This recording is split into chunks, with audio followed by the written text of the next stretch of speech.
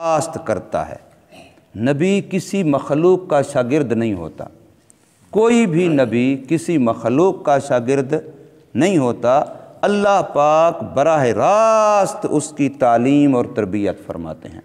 حدیث پاک میں آتا ہے، نبی پاک صلی اللہ علیہ وسلم فرماتے ہیں ادبنی ربی فاحسن تادیبی، مجھے آداب زندگی میرے رب نے سکھلائے ہیں اور بہت اچھے سکھلائے ہیں۔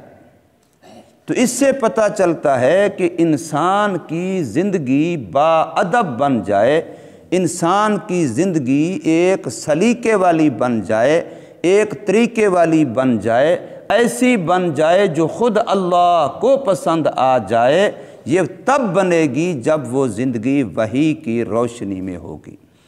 وحی کی روشنی میں اپنے زمانے اور اپنے وقت کے جو نبی ہیں، جو کتاب ہے، ان کی تعلیمات کی روشنی میں جو زندگی گزرے گی وہ زندگی خوبصورت ہوگی، با ادب ہوگی، با سلیقہ ہوگی، وہ اچھی زندگی ہوگی۔ اگر آج بھی ہم غور کریں تو جتنا بگاڑ نظر آئے گا ہمیں، وہ اسی وجہ سے نظر آئے گا کہ وحی سے دوری ہے۔ قرآن مجید سے ہم نے جیسا اس کا حق تھا منہ موڑ لیا ہے، بس اس کو ایک برکت کی کتاب سمجھ لیا ہے، برکت کے طور پر قرآن مجید سے تعویذ لے لیں گے، برکت کے لیے قرآن مجید کی تلاوت کر لیں گے، برکت کے لیے قرآن مجید کو چوم لیں گے، سینے سے لگا لیں گے، آنکھوں سے لگا لیں گے، برکت حاصل ہو جائے گی، برکت کے لیے گھر میں رکھ لیں گے، دکان پہ رکھ لیں گے، برکت کے لیے قرآن کا لکھا ہوا کہیں لگا لیں گے۔ تو برکت کی کتاب سمجھ لیا، کتاب ہدایت نہیں سمجھا۔ اسی وجہ سے آج گمراہیاں اتنا زیادہ ہیں کہ خود کلمہ گو انسانوں کے اندر قرآن کے نام پر، حدیث کے نام پر، نبی کے نام پر گمراہی پھیلائی جا رہی ہے۔ کوئی کھڑے ہو گئے جی ہم اہل قرآن ہیں، ہمیں اللہ کا قرآن ہی کافی ہے، قرآن کے ہوتے ہمیں کسی کی ضرورت نہیں ہے۔ گمراہی پھیلائی، حدیث کا انکار کر دیا، باقی تعلیمات کا انکار کر دیا۔ اسی طریقے سے کوئی کھڑے ہو گئے جی ہم اہل حدیث ہیں، ہمیں کسی اور چیز کی ضرورت نہیں۔ انہوں نے وہ حدیث کے نام پر ایک ایک حدیث کو مان کے 10 حدیث کا انکار کر دیا، ان کو چھوڑ دیا اور اپنے آپ کو اہل حدیث سمجھ لیا۔ اسی طریقے سے ایک فرقہ پیدا ہوا جی ذکری ہیں، اب ذکر کے نام پہ گمراہی، ذکری فرقہ پیدا ہو گیا، ذکر کے نام پہ گمراہی پھیلائی جا رہی ہے۔ حالانکہ ذکر کتنا ایک غیر متنازع لفظ تھا، کسی کا اس میں اختلاف نہیں تھا۔ اس وقت کا معاملہ بالکل وہی جو کہتے تھے سنتے ہیں بھی الٹی گنگا چلتی ہے۔ اہل بیت کی محبت کا دعویٰ کرنے والے جو اپنے آپ کو شیعان علی کہتے ہیں، وہ سب سے بڑے اہل بیت کے گستاخ ہیں۔ جتنا وہ گستاخی کرتے ہیں کوئی بھی نہیں کر سکتا، سوچ ہی نہیں سکتا انسان۔ ان کی بے ادبی، ان کی گستاخی، حضرت علی کو کہیں بزدل بنا کے تقیہ کا نام دے دیا، کہیں حضرت فاطمہ الزہرا رضی اللہ تعالی عنہا کو خلفاء کے درباروں میں کھڑا کر دیا، کہیں کربلا میں اہل بیت کی خواتین کو سینہ کو بھی کرتے ہوئے، اپنے سر پہ خاک ڈالتے ہوئے، واہ ویلا کرتے ہوئے اس انداز سے پیش کیا۔ یہ کتنی بڑی گستاخی ہے، ان کی توہین ہے۔ اسی طریقے سے جن لوگوں نے اپنے آپ کو حدیث کا نام دیا، انگریز سے باقاعدہ رجسٹرڈ کروایا، انگریزی عدالت میں درخواست دے کر کے ہمیں اہل حدیث، قانونی طور پہ ہمیں اہل حدیث تسلیم کیا جائے، روکا جائے، لکھا جائے۔ تو اب جو انگریز نے جن کو اہل حدیث قرار دیا ہو تو وہ حدیث والے تو نہیں ہو سکتے، وہ تو انگریزی اہل حدیث ہیں، ورنہ اہل حدیث تو وہ ہیں جو ماہر فی الحدیث ہیں، جو محدثین ہیں، جو فن حدیث میں ماہر ہیں، ان کو اہل حدیث کہا جاتا ہے۔ دودھ تو ہم میں سے ہر ایک کے گھر میں تھوڑا زیادہ ہوتا ہے، لیکن دودھ والے سارے تو نہیں کہلاتے۔ دودھ والے تو وہی ہوتے ہیں جن کے پاس وافر مقدار میں دودھ ہو اور وہ دوسروں کو دیتے ہوں، بیچتے ہوں، تب وہ دودھ والا ہے، ورنہ تو دودھ والا نہیں ہے۔ ویسے دودھ ہر انسان کے گھر میں تھوڑا زیادہ ہوتا ہے۔ تو اسی طریقے سے حدیث کے نام پر حدیث کا انکار، اور سنی وہ کہلوائے جن کے پاس سنت نام کی کوئی چیز نہیں ہے، بدعت ہی بدعت ہے، اور وہ رجسٹرڈ سنی ہے، وہ باقی کسی کو سنی ماننے کو تیار نہیں ہے۔ سنی وہی بن گیا ہے جہاں سنت کا نام و نشان نظر نہیں آتا، ہر چیز میں بدعت اور من گھڑت خرافات اور رواجات نظر آتے ہیں، وہ کہتے ہیں جی ہم سنی ہیں۔ اب نبی پاک صلی اللہ علیہ وسلم کی ذات اقدس، آپ کی ولادت مبارکہ ہوئی اور 40 سال تک رسول اللہ صلی اللہ علیہ وسلم مکے میں رہے، 40 سال کے بعد نبوت ملی، پھر 23 سال نبوی زندگی گزاری، پھر اس کے بعد 30 سال خلفائے راشدین کی خلافت کا دور ہے، اس کے بعد تابعین کا، تبع تابعین کا، ائمہ مجتہدین کا، محدثین کا، مفسرین کا دور ہے۔ 600 ہجری تک کسی وقت بھی حضور صلی اللہ علیہ وسلم کے نام پر، یہ ولادت کے نام پر جشن، عید، میلاد، اس کا کوئی نام و نشان دنیا جہان کی کسی کتاب میں نہیں ملتا، نہ اپنوں میں نہ بیگانوں میں، نہ اس بات کرنے والوں میں نہ نفی کرنے والوں میں۔ 600 ہجری کے بعد ایک وقت کے ایک بادشاہ نے، جو عملی لحاظ سے انتہائی بیچارہ کمزور تھا، اس نے اس کو ایجاد کیا تھوڑا بہتا۔ اب وہ ہوتے ہوتے ہوتے آج کہاں تک پہنچا کہ خود وہ جو اسی پر روٹی کھانے والے تھے، جن کی گزران کا ذریعہ یہی تھا، آج وہ بھی کہہ رہے ہیں کہ ہم نے یہ تو نہیں کہا تھا کہ تم گلیاں بند کر دو، ہم نے یہ تو نہیں کہا تم گلیوں کے اندر گڑھے کھود دو، ہم نے یہ تو نہیں کہا تو لوگوں کی تکلیفیں کے لیے ٹریفک کی بلاک ہو جائے، ایمبولینس بھی بند ہو جائے، فلاں بھی لوگوں کے لیے مسائل بنو، یہ ہم نے تو نہیں کہا تھا۔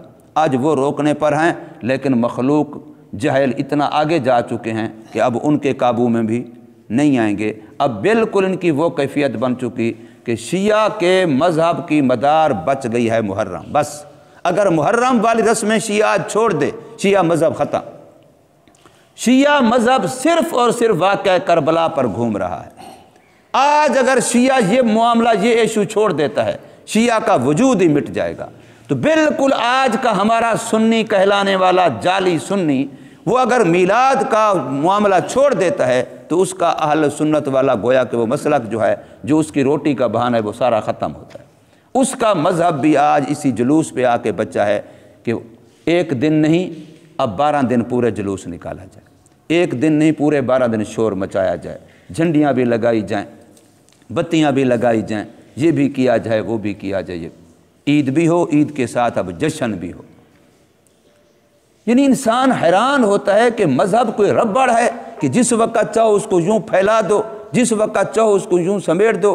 ہمارا مذہب تو قرآن ہے، ہمارا مذہب تو حدیث ہے، ہمارا مذہب تو صحابہ کرام رضوان اللہ تعالی علیہم اجمعین کی زندگیاں ہیں، ہمارا مذہب تو ہماری کتابوں کے اندر مکمل مدون ہے، ترتیب شدہ ہے۔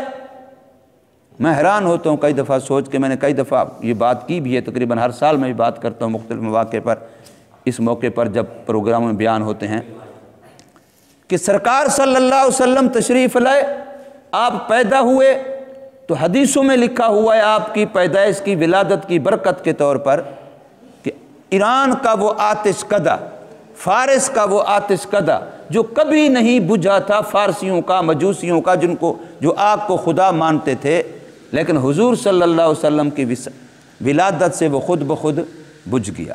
تو اس کا مطلب کیا نکلا کہ محمد صلی اللہ علیہ وسلم آگ بجھانے آئے ہیں، لوگوں کو آگ سے بچانے آئے ہیں۔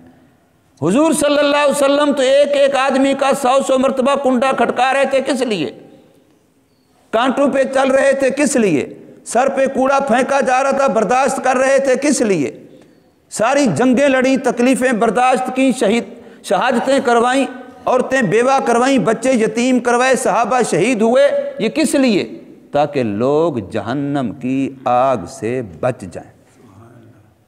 ایک ہی مقصد ہے، جہنم کی آگ سے بچ جائیں۔ سید اللہ شاہ سے بخاری رحمۃ اللہ تعالی علیہ کسی موقع پر کسی جلسے میں، بہت بڑا اجتماع ہوتا تھا حضرت کا، بیان کر رہے تھے، زور خطابت تھا، تو بیان کرتے کرتے درمیان میں رونے لگ گئے اور زاروں قطار رونے لگ گئے۔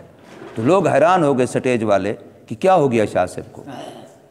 تو پوچھا تو شاہ صاحب نے فرمایا جی میں چہرے دیکھ رہا ہوں. جوان بیٹھے تھے نوجوان، کالج اسکول کا پروگرام، اتنے میں چہرے دیکھ رہا ہوں کہ یہ چہرے جہنم میں جائیں مجھے رونا نہ آئے. یہ جو میرے نبی پاک صلی اللہ علیہ وسلم کے امتی ہیں بیچارے گناہوں میں جا رہے ہیں، بدعات میں جا رہے ہیں، خرافات میں جا رہے ہیں، ختم نبوت کا انکار کر رہے ہیں، مسئلے کو سمجھ نہیں رہے، یہ جہنم میں جائیں تو مجھے رونا نہ آئے. تو 1400 سال بعد ایک امتی، ایک عالم اگر اس وجہ سے رو رہا ہے کہ میرے نبی پاک صلی اللہ علیہ وسلم کی امت جہنم میں جائے تو خود نبی پاک صلی اللہ علیہ وسلم کتنا اس پر روتے ہوں گے. حضرت امی عائشہ رضی اللہ تعالی عنہ فرماتی ہیں کہ میرے آقا صلی اللہ علیہ وسلم کا سینہ ایسے کھولتا تھا جیسے ہانڈی ابل رہی ہو امت کے غم میں. تو وہ نبی جو آگ بجھانے آئے، آگ سے بچانے آئے، اور آج آپ کے فیصل آباد میں بھی ربیع الاول کے ہر مہینے میں ہر سال باقاعدہ طور پر جلوس نکلتا ہے میلاد کا مشعل بردار. مشعل بردار سمجھتے ہیں؟ ہر بندے کے پاس آگ کا شعلہ ہوتا ہے. جتنے جلوس نکال رہے ہوتے ہیں ان کے پاس باقاعدہ وہ ملتے ہیں بازار میں بنے، اس سے اوپر آگ لگا دی، نیچے اس کو پکڑا ہوا ہے. ہر بندے کے پاس وہ مشعل ہوتی ہے. یہ جلوس کس کا نکل رہا ہے؟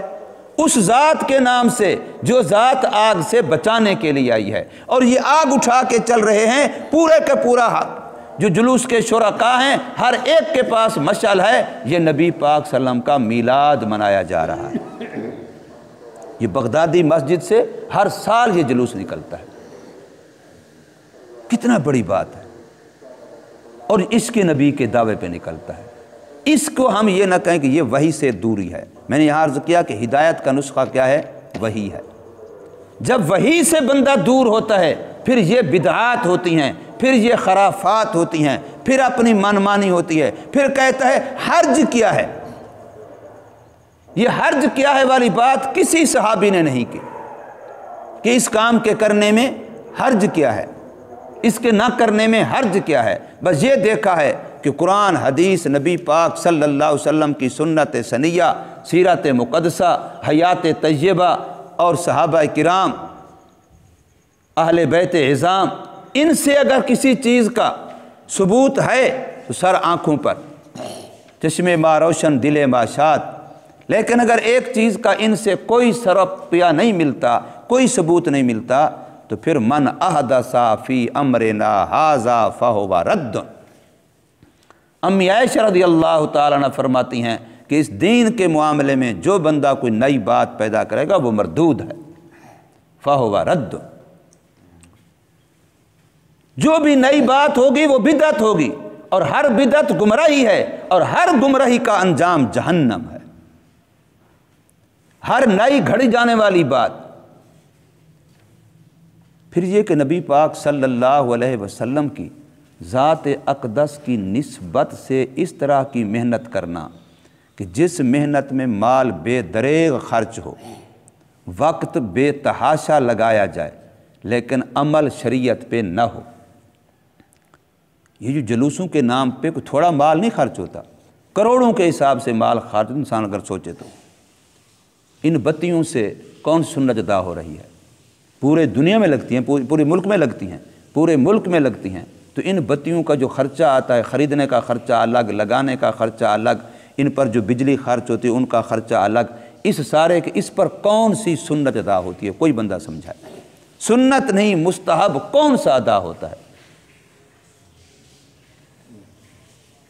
پھر اس جلوس پہ جتنا خرچہ ہوتا ہے اس میں جتنے شرکاء ہوتے ہیں ان میں سے اکثریت 90% زیادہ تو فرض نماز بھی نہیں پڑھتے بیچارے. فرض نماز نہیں پڑھتے. اسی جلوس میں جو سبیل کھائی پی جاتی ہے، اسی کھانے میں بھی سنت کا لحاظ نہیں ہوتا، اس پینے میں بھی سنت کا لحاظ نہیں ہوتا. میرے آقا نے ارشاد، جس نے میری سنت پہ عمل کیا اس نے میری اطاعت کی، اس نے مجھ سے محبت کا حق ادا کیا. اور جس نے میری سنت کو چھوڑا اس نے مجھے تکلیف دی، اس نے مجھے اذیت دی، اور جس نے مجھے تکلیف دی اس نے اللہ کو تکلیف دی. یہ رسول اللہ صلی اللہ علیہ وسلم کا ارشاد ہے. تو حضور صلی اللہ علیہ وسلم کے نام پر آپ یہ کام کریں اور وہ آپ کو الٹا دین سے دور کرے، سنت سے دور کرے، اور میں اپنے ذام میں سمجھ رہا ہوں، خیال میں کہ میں محبت کا حق ادا کر رہا ہوں اور دوسروں پر گستاخی کے فتوے لگا رہا ہوں اور ان کو حضور صلی اللہ علیہ وسلم کی الیاذ باللہ محبت سے خالی سمجھ رہا ہوں، کتنا بڑا نقصان ہے۔ اس وقت صرف چھوٹے اور بڑے کا فرق کہہ سکتے ہیں، ورنہ نام کے شیعہ اور یہ نام کے سنیوں میں اور کوئی فرق نہیں ہے۔ اتنا فرق کہہ سکتے ہیں کہ وہ ذرا بڑے ہیں یہ ذرا چھوٹے ہیں بس، ورنہ بالکل مماثلت ہوتی جا رہی ہے کہ ان کے مذہب کی مدار بھی جلوسوں پر بچی اور ان کے مذہب کی مدار بھی اب جلوسوں پر بچی۔ جلوس نکالتے ہیں تو مذہب ختم ہے، اگر یہ واویلا شور نکالتے ہیں۔ حضور صلی اللہ علیہ وسلم کی نالین مبارک کا نقشہ بنایا گیا، اس کے اوپر قرآنی آیتیں لکھی ہوئی ہیں، اس کے اوپر یا اللہ یا محمد اچھے الفاظ لکھے ہوئے ہیں، حضور صلی اللہ علیہ وسلم کا نام مبارک لکھا ہوا ہے، چاہے وہ جھنڈی پر ہو چاہے وہ کپڑے کے جھنڈے پر ہو۔ اب جس وقت یہ مہینہ یہ دن گزرتے ہیں، یہی جھنڈیاں گلیوں میں نہیں پڑی ہوتی، یہی ٹیروں کے نیچے پاؤں کے نیچے نہیں آ رہی ہوتی، یہی محلے کی گندی نالیوں میں نہیں بہہ رہی ہوتی، انہی گھروں کے اندر ان کو کوڑے میں نہیں پھینکا جا رہا ہوتا۔ اگر یہی کام کوئی عیسائی کرتا، یہی کام کوئی یہودی کرتا، یہی کام کوئی مرزائی کرتا، یہی کام کوئی گناہگار مسلمان کرتا تو اس پر تو گستاخی کے FIR درج ہوتے اور اس کے خلاف جلوس نکالا جاتا کہ اس نے نبی پاک صلی اللہ علیہ وسلم کی گستاخی کی ہے، اور ہم خود اگر کر رہے ہیں اور محبت کا عنوان دے کے کر رہے ہیں، اس کا عنوان دے کے کر رہے ہیں، اور وہی گستاخی ہم کر رہے ہیں، جو گستاخی اگر کوئی اور کرتا تو وہ مجرم بنتا۔ تو جب یہ ہمارا حال ہوگا تو بتائیے اس سے حضور صلی اللہ علیہ وسلم کو اللہ نے جو رحمت للعالمین بنا کے بھیجا ہے، کیا وہ رحمت ہم پر آئے گی؟ اللہ نے جو حضور صلی اللہ علیہ وسلم کو محبت الہی کا مرکز بنا کر کے بھیجا ہے، کیا وہ ہمیں محبت الہی اس طریقے سے ملے گی؟ قطعاً نہیں ملے گی۔ روٹی تو مل جائے گی، کوئی اور گفٹ تو مل جائے گی، کوئی وقت کا تھوڑا سا دنیا کا فائدہ تو شاید کسی طبقے کا ہو جائے گا، لیکن دین کا فائدہ، آخرت کا فائدہ قطعاً نہیں ہوگا۔ اس لیے میں نے یہاں عرض کیا ہے کہ اللہ تبارک و تعالیٰ نے فرمایا وَإِذْ آتَيْنَا مُوسَى الْكِتَابَ، یاد کرو اس وقت کو جب دی ہم نے موسیٰ علیہ السلام کو کتاب یعنی تورات، وَالْفُرْقَانَ اور حق اور باطل کے درمیان فرق کرنے والی۔ اب وہ فرق کرنے والے تورات میں جو احکام بیان کیے گئے ہیں وہ حق ہیں، ان کا خلاف باطل ہے۔ موسیٰ علیہ السلام کی جو زندگی ہے وہ حق ہے، اس کا خلاف باطل ہے، اور خود تورات جو بتلاتی ہے وہ حق ہے، اس کا خلاف باطل ہے۔ اور یہی صفت قرآن مجید کی بھی آئی ہے، فرقان والی صفت قرآن مجید کی بھی آئی ہے۔ لعلکم تہتدون، کیوں دی ہے کتاب اور فرقان؟ تاکہ تم ہدایت حاصل کرو۔ تو ہدایت وحی سے ملتی ہے، وحی کو چھوڑ کے بندہ ہدایت والی بات کرے تو یہ بالکل نا سمجھی ہے، نا معقولی ہے، بے وقوفی ہے، کم عقلی ہے۔ وحی اگر لینی ہے، اپنا ہدایت اگر لینی ہے تو وحی کے ساتھ ہمیں وابستگی اختیار کرنی ہوگی۔ اللہ تبارک و تعالی عمل کی توفیق عطا فرمائے۔